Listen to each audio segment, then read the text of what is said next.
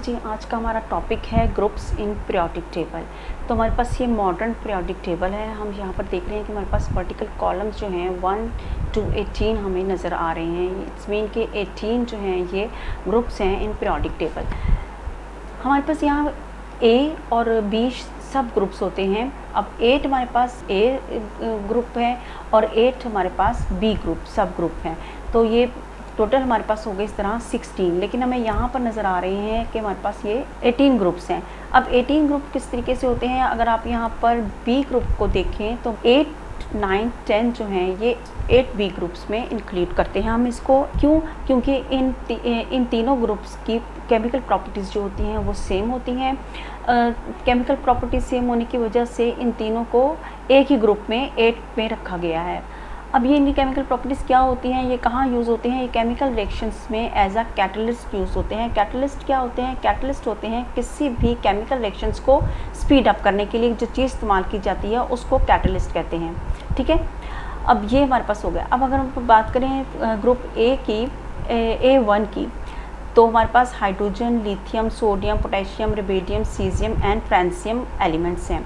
इनके electronic configurations को देखते हैं कि किस तरीके से ये शेल्स में अकोमोडेट हुए हुए हैं। ठीक है, अगर हम फर्स्ट एलिमेंट देखते हैं, इसका हाइड्रोजन का छोटा एलिमेंट्स होता है, इसके पास सिर्फ एक इलेक्ट्रॉन्स होता है, तो इसके पास एक ही शेल होगा। आगे देखते हैं लिथियम के पास 2 शेल्स हैं, 2, 1 इसके इलेक्ट्रॉनिक कॉन्फ़िगरेशंस है। सोडियम के पास 3 शेल हैं, 2, 8, 1 इलेक्ट्रॉनिक कॉन्फ़िगरेशंस है एंड सो ऑन। अब हम देख रहे हैं टॉप टू बॉटम जब हम ग्रुप में जा रहे हैं तो हम देखते हैं कि हमारे पास शेल्स जो हैं वो इंक्रीज़ हो रहे हैं। ठीक है, अब इसके सब शेल्स के लास्ट वाले इनके शेल्स देखें, सब में 1 इलेक्ट्रॉन है। ठीक है, इसको हम वैलेंस शेल्स कहते हैं या आउटरमोस्ट शेल्स या वैलेंस शेल कहते हैं, जिसमें बाहर वाली शेल में सिर्फ एक इलेक्ट्रॉन है।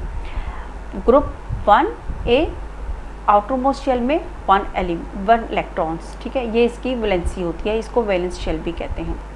अब जैसे हम ग्रुप टॉप टू बॉटम जा रहे हैं, हमारे पास शेल्स जो हैं ग्रेजुअली इंक्रीज़ हो रहे हैं। सेकंड ग्रुप देख लेते हैं, 2A देख लेते हैं। 2A में क्या होते हैं, beryllium, magnesium, calcium, strontium, barium and radium. अब इनकी इलेक्ट्रॉनिक कॉन्फ़िगरेशंस भी क्या होगी, 2, 2, 2, 8, 2, 2, 8, 8, 2। अब क्या हो रहे हैं, ये भी टॉप टू बॉटम जो है वो शेल्स जो हैं वो इंक्रीज़ हो रहे हैं। और आउटर मोस्ट शेल में आप यहाँ पर सबके पास देख रहे हैं कि 2 इलेक्ट्रॉन्स हैं। ठीक है, हम यहाँ भी देख रहे हैं कि जैसे जैसे हम टॉप टू बॉटम आ रहे हैं ग्रुप्स में तो हमारे पास शेल्स जो हैं वो इंक्रीज़ हो रहे हैं। तो हम यहाँ देखते हैं कि हमारे पास 13 से 18 तक जो है ये भी ए सेप ग्रुप है। तो अब हम यहाँ पर ग्रुप 7A को डिस्कस कर लेते हैं। ग्रुप 7A में क्या होता है कि इसमें भी बाहर वाली शेल में सबके 7 इलेक्ट्रॉन्स हैं आउटरमोस्ट शेल में। इसमें क्या होगा, इसकी वैलेंस शेल होते हैं, इससे ही इनके वैलेंसीज या तो इलेक्ट्रॉन्स लेते हैं और या इलेक्ट्रॉन्स देते हैं। अब इसके बाहर वाली शेल में 7 इलेक्ट्रॉन है, इट्स मीन इसको कितना इलेक्ट्रॉन चाहिए अपना शेल कंप्लीट करने के लिए, ऑक्टेट कंप्लीट करने के लिए इसको 1 इलेक्ट्रॉन्स चाहिए सिर्फ। तो इट्स मीन कि इसकी वैलेंसी जो होगी वो 1 होगी। बाहर वाली शेल में इलेक्ट्रॉन्स तो 7 है लेकिन वैलेंसी इसकी 1 है, क्योंकि जितने इलेक्ट्रॉन्स उसने लेने हैं या जितने इलेक्ट्रॉन्स उसने देने हैं वो उसकी वैलेंसी होती है। ठीक है, अब ऊपर से हम देख रहे हैं कि इसमें ये भी देख रहे हैं कि हमारे टॉप टू बॉटम जा रहे हैं, इधर भी शेल जो हैं वो इंक्रीज़ हो रहे हैं। तो ये ट्रेंड्स भी है ग्रुप्स में, टॉप टू बॉटम जैसे जैसे हम जाते हैं टॉप टू बॉटम ये शेल्स जो हैं वो इंक्रीज़ होते हैं। एटॉमिक साइज़ जो होता है वो भी इंक्रीज़ हो रहा होता है, एटॉमिक नंबर भी इंक्रीज़ होता है। एटॉमिक नंबर क्या होता है, नंबर ऑफ इलेक्ट्रॉन्स या number of protons present in the nucleus. अब हम ये डिस्कस कर लेते हैं कि ग्रुप्स में जो ब्लॉक्स भी होते हैं। ठीक है, S block, P block, D block और ये F ब्लॉक, इनको हम ब्लॉक्स कहते हैं। अब ब्लॉक्स क्यों बनते हैं, यहाँ हम देखते हैं, ये देखें A जो है A1 और A2 ग्रुप्स जो हैं हमारे पास ये S ब्लॉक में आते हैं और ये 3B से लेकर 2B तक जो हैं वो सारे जो ग्रुप्स हैं, B ग्रुप्स जितने भी हैं वो हमारे पास D ब्लॉक में आते हैं।